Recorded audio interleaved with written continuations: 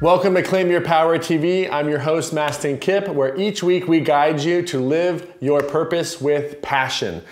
Quick disclaimer, this will be our last Claim Your Power TV of the year. We're taking the last 2 weeks of the year off so that we can reset and recharge.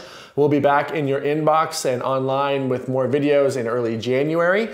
But this week's video are 5 steps to gain more confidence. 5 steps to gain more confidence.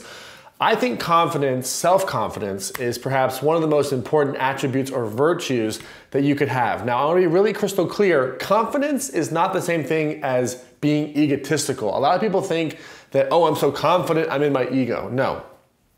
Confidence is the ability to believe in your intuition and your higher power and put it into practice and to act on what you know to be true.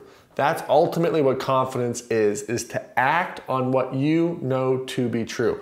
And there are really 5 steps to really develop and cultivate this confidence. The first step is admit the truth. Number 1, simple and easy. Admit the truth. Actually, I should take that back. It's simple, but not easy. When we admit the truth, I don't love you anymore. I eat Cinnabon every night before bed and wonder why I don't, lose weight. Or, you know what, I'm really struggling being a parent because no one's supposed to admit that. Or, I'm really having a hard time in this relationship, or I really hate my job, or whatever that truth is. You can't have confidence if you're lying to yourself. You can't have confidence if you're lying to yourself. So the first thing is you have to admit what's true for you, and then do what my friend Mary Morrissey says. Do it afraid. Live your life afraid. It's okay. The storms will come. The rise and the fall will come. The darkness will come. I've talked about this earlier. That cave you fear to enter holds the treasure that you seek. Do it afraid. It's okay to do it afraid, because when you do it afraid, you'll start to recognize that life will prove your fears wrong. So we want to do it afraid. Third, you want to surround yourself with people who support you. How could you possibly have confidence if you're consistently surrounded by people who are talking crap about you? Think about that. If you're surrounded by people who say you're not enough, you'll never amount to anything, you're never gonna do it anyway, this is all just a bunch of crap or bullshit or whatever it might be, will you ever truly have self-confidence? The answer is, I don't think so, right? So you wanna start to consciously and intentionally surround yourself with people who can lift you up, who help you believe in yourself, because you can certainly believe in yourself, but you gotta have a tribe. Marianne Williamson calls this her positivity team, right? So you gotta have your positivity team in your tribe to help you pick you back up when you doubt yourself, to remember how awesome you are.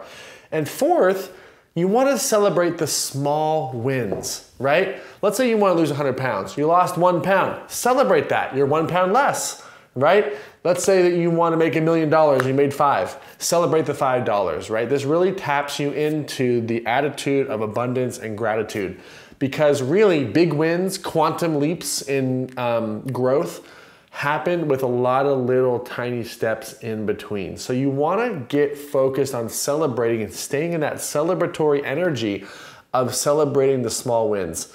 And then finally, Oprah said this, and I thought it was so incredible, what gives her confidence.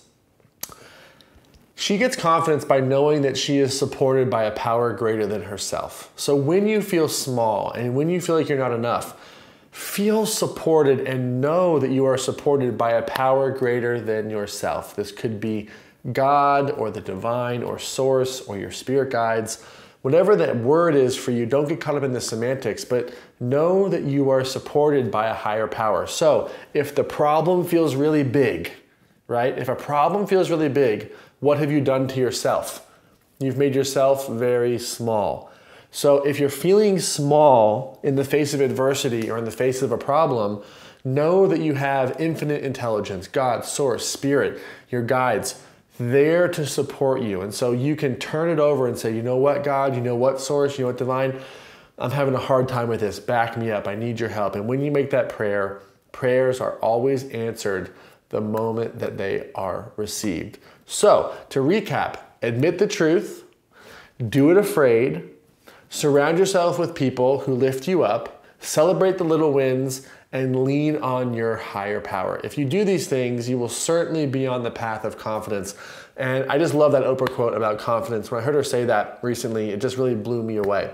How else could you really, truly have confidence? If you think you're doing it by yourself and you're in your ego, you know, A Course in Miracles says that the lies that the ego believes, in my solitude, my salvation lies.